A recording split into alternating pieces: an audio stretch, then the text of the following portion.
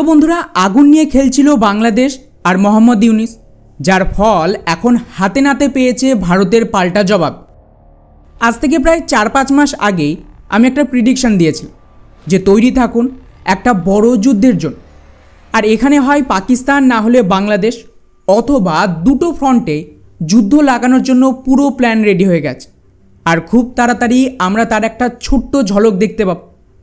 Interesting ব্যাপার হলো, এরপরেই আমেরিকা নিজের চাল চালে এবং আমার কথা সত্যি প্রমাণ করে $450 মিলিয়ন পাকিস্তানের জন্য পাঠায়। ব্যাস, এই টাকা ব্যবহার করেই ভারতের ওপর পেহেলগাম অ্যাটাক লঞ্চ হয়, যা ইভেনচুয়ালি দুই দেশের মধ্যে একটা যুদ্ধের রূপ নিয়েছে। ইন্টারেস্টিং ব্যাপার হলো, এখানে আমি বাংলাদেশকে নিয়েও বলেছিলাম যদি ভারত পাকিস্তানের লড়াই মাঝপথে থেমে যায় কোনো কারণে, তাহলে কিন্তু বাংলাদেশের সাথে যুদ্ধের নতুন ফ্রন্ট খুলতে পারে। এখন তাই হয়েছে।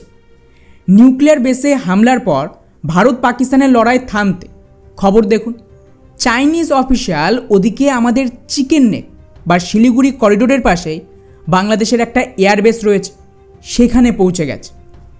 এখানে বাংলাদেশের দ্বিতীয় বিশ্বযুদ্ধের একটা পুরনো বেস রয়েছে, যার নাম হলো লালমনিরহাট এয়ারবেস। এটা বেসিক্যালি ভারতীয় সেনা ব্যবহার করত দ্বিতীয় বিশ্বযুদ্ধের সময় ব্রিটিশদের হয়ে। আর বলা হচ্ছে যে চায়না এই এয়ারবেসকে রিভাইভ করে দেবে বাংলাদেশের জন্য, আর তার বদলে গোটা মিলিটারি বেসকে চীনের হাতে তুলে দেবে মোহাম্মদ ইউনিস। আর স্বাভাবিকভাবে এই বেসের লোকেশনটা যদি খুব ভালোভাবে দেখেন, তাহলে এটা তো ক্লিয়ার যে এই বেস ব্যবহার করে খুব সহজেই আমাদের চিকেন নেকের ওপর মিলিটারি স্ট্রাইক, এমনকি বম্বিং করারও সুযোগ রয়েছে।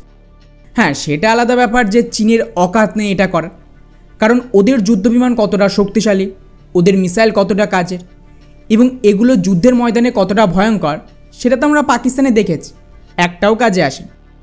তো ফুল ফ্লেজ যুদ্ধে ভারত চীন যুদ্ধের কথা ভুলেই যায়। কিন্তু এখানে অ্যাকচুয়ালি ভারতকে পুশ করা হচ্ছে আর গ্রাউন্ডকে রেডি করা হচ্ছে বড় কনফ্লিক্ট শুরু করানোর জন্য। এখন বন্ধুরা, ইন্টারেস্টিং ব্যাপার হলো, যদি আপনারা শেষ কয়েকদিন যা যা হয়েছে ভারত আর বাংলাদেশের মধ্যে সেগুলোর ওপর একটু ক্লোজলি নজর দেন, ক্লিয়ারলি বুঝতে পারবেন যে সিচুয়েশান কোনো বড় কনফ্লিক্টের দিকেই ইঙ্গিত দিচ্ছে এবং এটাকে কেউ ঠেকাতে পারবেন। আর এখানে মোহাম্মদ ইউনিস কেবলমাত্র একটা ছোট্ট গুটি। ইউনিসকে আমেরিকা বা ডিপ স্টেটের টুলকিট যা অর্ডার দিচ্ছে সেটাই কিন্তু মোহাম্মদ ইউনিস ফুলফিল করছে। আর এটা ভারতও খুব ভালোভাবে জানে। যার ধরুন চীনের অফিসিয়াল বাংলাদেশের এয়ারবেসে আসা ঠিক 2-3 দিন আগে খেয়াল করেন ভারতীয় সেনাবাহিনী নিজেদের একটা পুরো গ্রাউন্ড ক্যাপচার করার যুদ্ধাভ্যাস করে তিস্তা প্রহার নাম। আর এই ভিডিওটা তার। এখানে ভিডিওটাকে খুব ভালোভাবে খেয়াল করলে পুরো যে প্র্যাকটিস হয়েছে এখানে দেখতে পাবেন অ্যাকচুয়ালি এটার উদ্দেশ্য ছিল গ্রাউন্ড ক্যাপচার অপারেশন। সেম যেরকম পাকিস্তানে হামলার আগে এয়ার স্ট্রাইক প্র্যাকটিস করা হয়েছিল রাজস্থান সহ বাকি রাজ্যে, এটাও সেই রকমের একটা বলতে পারে। এখানে বেসিক্যালি এই পুরো প্র্যাকটিস করে ভারত বাংলাদেশকে হুঁশিয়ারি দিল যে ভারত তো যুদ্ধের জন্য রেডি, এখন বাকিটা বাংলাদেশের দায়িত্ব যে ওরা কী চাইছে। কিন্তু বন্ধুরা, এই মুহূর্তে যা পরিস্থিতি তাতে বাংলাদেশের ভেতর সম্পূর্ণ ইসলামিক জেহাদি আর ডিপ স্টেটের দখল রয়েছে। মোহাম্মদ ইউনিস থেকে শুরু করে ছাত্র সংগঠন সবটাই তো আমেরিকার পুতুল, এটা তো জানেন। তো আমেরিকা যদি চায় যুদ্ধ লাগাতে, তাহলে বাংলাদেশ সেটা করতে বাধ্য। এখন স্বাভাবিকভাবেই এই সমস্ত কিছু শুনে আপনাদের মাথায় একটা প্রশ্ন তো ডেফিনেটলি আসবে যে ভাই, আমেরিকা আর চায়না দুই দেশ তো নিজেদের মধ্যে লড়ছে, তাহলে আমেরিকা চীনকে এত গুরুত্বপূর্ণ একটা মিলিটারি বেস পেতে সাহায্য করবে, তাও বাংলাদেশের থ্রু। ওয়েল, এর একটা উদাহরণ দিই। এই সেম আমেরিকা কিন্তু পুতিন আর রাশিয়ার বিরুদ্ধেও ছিল। ওরাই ইউক্রেনকে উস্কে দেয় আর এই পুরো ইউক্রেন রাশিয়া যুদ্ধ লাগায়। যেই রাশিয়া ইউক্রেনের ওপর অ্যাটাক করে, ইউরোপের ইকোনমি বরবাদ হয়েছে। তো ডিপ স্টেটের দরকার ছিল ডি-ডলারাইজেশন করার জন্য ইউরোপের ইকোনমি ধ্বংস আর ওদের ইন্ডাস্ট্রিকে বরবাদ কর। আর সেটা হতেই আমেরিকার সরকার পাল্টে গেল আর ডোনাল্ড ট্রাম্প ক্ষমতায় আসে। এবং ট্রাম্প ক্ষমতায় আসতে না আসতে সরাসরি পুতিন আর রাশিয়াকেই সমর্থন দেয় ইউরোপের বিরুদ্ধেই। মানে আমেরিকা নিজের অ্যালাই দেশগুলিকেই এখানে বোকা বানিয়েছে। এবং এখন দেখেন কি হচ্ছে, আমেরিকা আর রাশিয়া নিজেদের মতন করে ইউক্রেনকে ভাগ করে নিয়েছে। যেখানে আমেরিকার কোম্পানি ইউক্রেনের $500 বিলিয়ন বেশি রেয়ার আর্থ এলিমেন্টস পেয়ে গেছে। তো খেলাটা বুঝলেন, ডিপ স্টেট রাশিয়ার পক্ষেও ছিল, আবার ইউরোপের পক্ষেও। বেসিক্যালি ওদের ফায়দা নিয়ে কথা, যেখান থেকে ফায়দা ওরা সেদিকে। সেম ঘটনা ঘটে চীনের সাথে। চীনকে আমেরিকা বা ডিপ স্টেটই তৈরি করেছিল ডলার ছাপে সস্তার যে প্রোডাক্ট দরকার সেগুলো তৈরি করার জন্য। এবং এই পুরো রিজিয়ানে চীনের ভয় দেখি ভারত, সাউথ চায়নার দেশগুলিকে হাতের মুঠোয় রাখত আমেরিকা।